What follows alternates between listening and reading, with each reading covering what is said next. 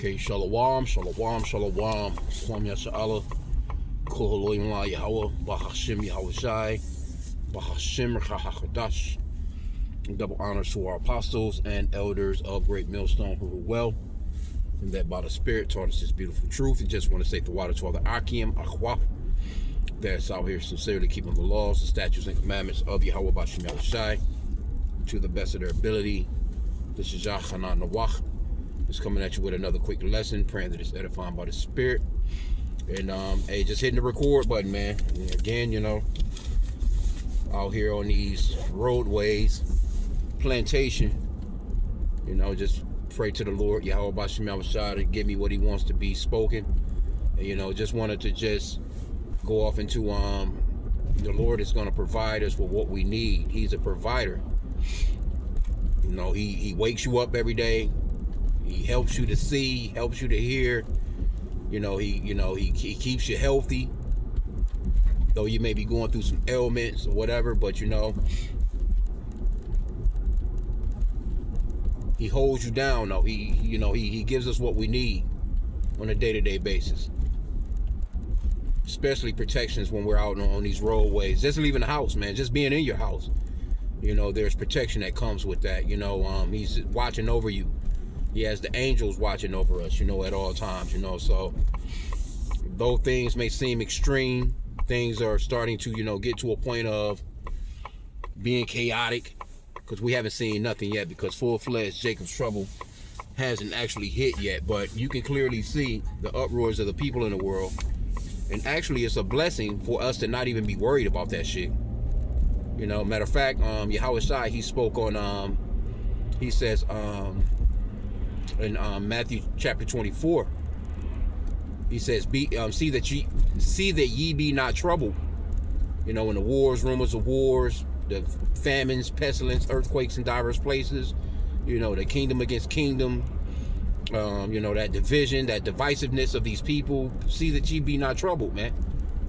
For all this is the beginning of sorrows. We're not to be troubled by these things when we see these things happening. We should be rejoicing, because we're one day closer, we're one step closer, we're one prophecy closer to getting out of this man's kingdom, man.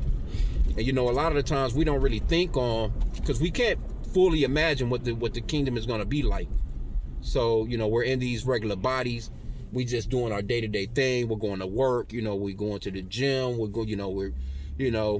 doing lessons, cooking, eating, repeat, go to sleep, repeat, getting up, doing it.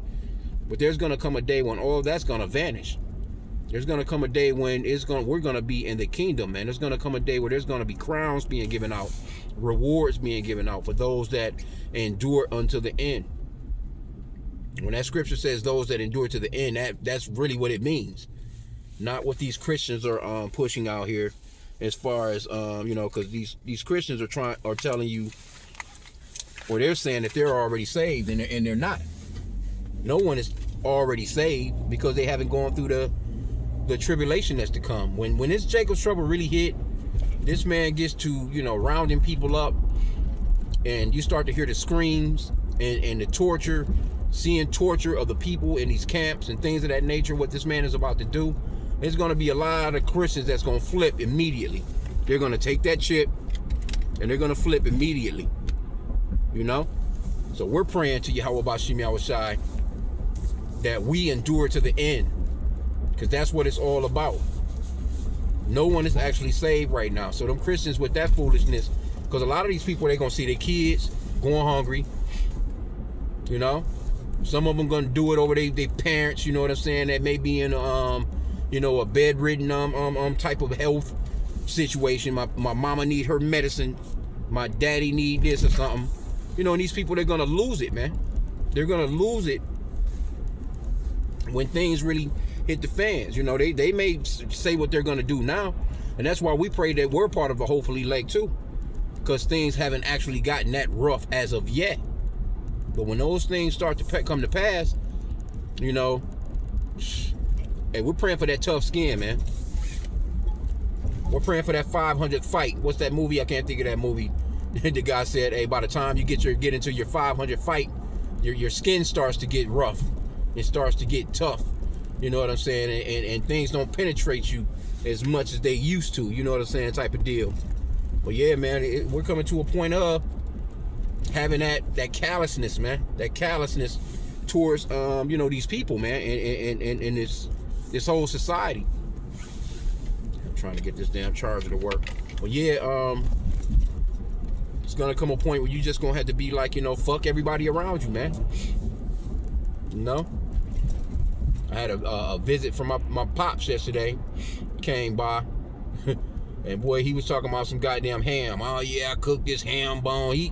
And every time he started this conversation, I know you don't eat pork, but. And I was just like, I don't even argue with him about it. You know what I'm saying? I love my old man. But there's gonna come a point where, hey, he's gonna have to, he's gonna have to pay for that shit. Because he knows. I done told him. You know what I'm saying? Like, he knows. All my uncles. They older guys from the South and stuff like that eat a bunch of bullshit, But I tried to, I've told him multiple times. We actually got into a few heated little discussions, you know what I'm saying? So I had to just, fall back, you know what I'm saying? Because he is my pops, you know what I'm saying? And just, respect, hey, go ahead and do what you're going to do. But I tell you what, man, it's going to come a point where you're going to pay for that shit. You know what I'm saying? It just is what it is. I've been eating pork all my life, and I'm still, the Lord has given you the long standing of being here. Matter of fact, all my uncles, man, are at the age of, you know what I'm saying, where, the Lord has given them the fullness of life. Most of my aunties, you know what I'm saying, I have one that passed away, but my mom, they're all, reaching that point of, you know what I'm saying, hey, those 80 years basically that the Lord promised, you know what I'm saying, and beyond, so to speak. So, with all that time, that's how you know that this truth is not for everyone. Because the Lord, well, he, everything is possible. Anything is possible with Yahweh about Shemi outside. He can actually wake them up, But they are old bottles, man, you know what I'm saying? That old one, the old bottles, man, they ain't trying to hear nothing new. They ain't trying to hear this gospel for sure. It's just, it's amazing. And these are, they're overall wise men, as far as earthly, you know what I'm saying? Like very smart men, they all got that, that sense of living. As far as like on this planet, that's what they know. But when it comes to spiritual wisdom, no, the Lord just did not give it to them, man. But hey, I mean, yeah, it is what it is, man. You know what I'm saying? But he came by yesterday. I'm just kind of just looking at him. You know what I'm saying? Because he getting older. You know what I'm saying? But you love your parents, man. Love my pops. You know what I'm saying? But eventually, I know, man, it's gonna come a time where, hey, he's if the Lord don't take him out of here, you know what I'm saying? And before all this shit comes to pass, they're all gonna suffer, man. You know what I'm saying? And I mean, we're gonna go through what we're gonna go through, but we want it to be for righteousness.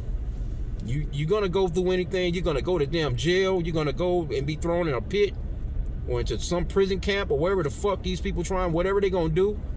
You want it to be for this truth. And pray to Yahweh about Shemi outside that you're able to withstand, man. Because I've been thinking on this, quite a bit as of late. Because now it's getting to a point where, okay, now it's starting to kick in. Like, okay, all right, let me, it's not what it was a couple of years back. You know what I'm saying? Like, we knew stuff was coming, but things are happening really fast, man. These prophecies are playing out super fast right now. That's the thing. These prophecies is rolling, baby. We starting to see it all come in.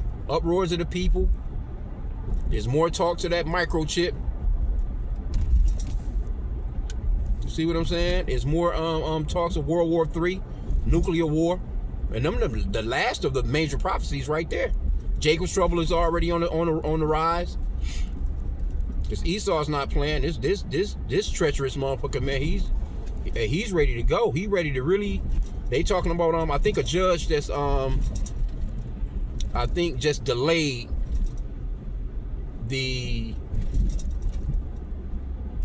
deportation of the 350,000 Haitians, which is our people. You know what I'm saying? Southern Kingdom. $350,000, man. So you know they gonna, and you know they're not gonna treat, they not treating Jake right, man, in these places, man. Because they're talking about shipping them out of the country, but at the same time you building all these places to hold them. Like, why are you building, or why are you buying all these warehouses? Because all that's gonna be towards you American people. See, you see these Edomites, they laughing, they smiling right now, you know, get them out of the country. They're sucking up all the resources, when it's really these fucking Edomites. But they have no idea that them camps that these warehouses, these old ass Walmarts, they closed down. All these big ass Sam Clubs buildings and places like that, big ass Home Depots and shit. Hey, they about to set them up to be a place for y'all asses to be encaged, man. You so-called white people, y'all going in there too. Because Jacob's trouble is not just for Jake, it's for the rest of you nations too. And you got a lot of these nations, they getting the fuck on out of here because they see business not doing well. Things are starting to close down. A lot of old ass, you know, businesses that, you know, that have had root in this place for a long time, man. You got companies, 100-year-old companies, man, that's folding, man. Folding. A lot of layoffs. 30,000 people here, 10,000 people there. Couple of hundred here, couple of hundred there. But Trump is out here, you know, lying about how great the economy is doing. And that's even in these red states. None of these, red, blue, it don't make no difference. Democratic or Republican, all these people, these Edomites, they're losing it. They're losing farms, you know. Hell, about the only thing that you can do right now is fast food. Hell, and they not even hiring. Hell, you used to be able to at least go get you a fast food job.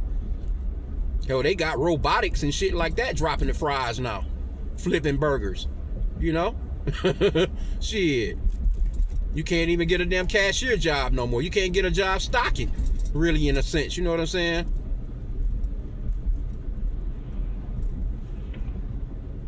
Can barely get a damn Walmart job, you know. So yeah, shit getting hectic, man. OnlyFans is drying up. You know, shit got bad when they shut down them strip clubs, man. I'm sure it's still some around throughout the nation, but when that COVID-19 hit, that killed them strip clubs and them goddamn churches. 2 whorehouses at once. The Lord killed 2 birds with 1 stone. Then these hoes went to OnlyFans.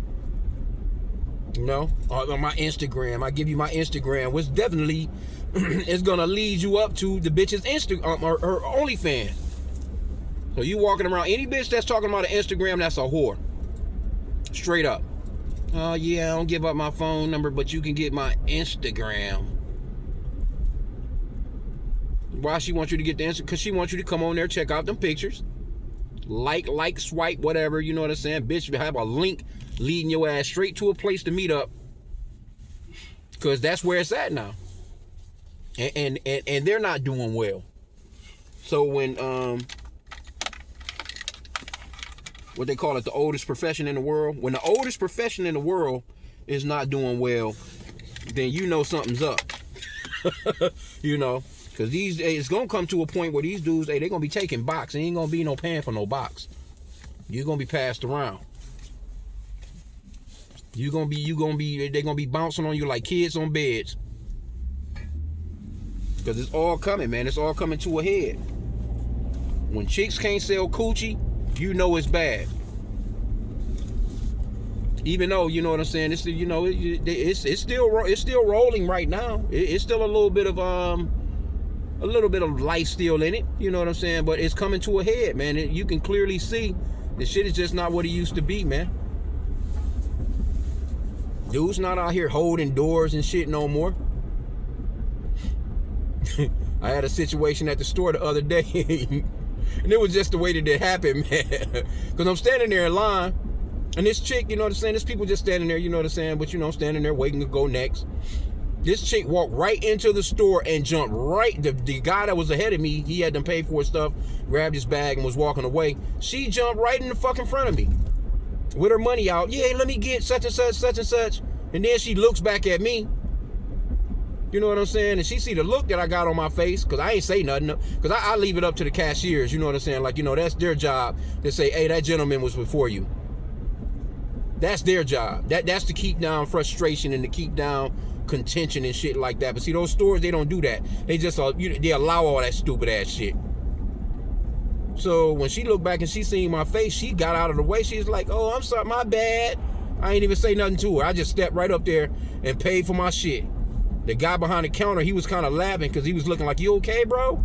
I'm like, yeah, I'm good. I'm good. Let me pay for my shit so I can get the fuck out of here. And I didn't look back at her ass. I didn't smile at the. I didn't even look at the bitch. Like, bitch, just move. Because that shit was rude as hell.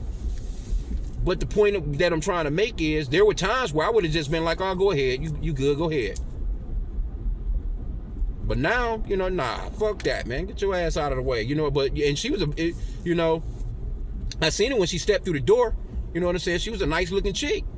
But once all that went down, I ain't even acknowledged the bitch. I had never even looked back or never even looked. She was just like, oh, my bad. Hey, man, fuck you.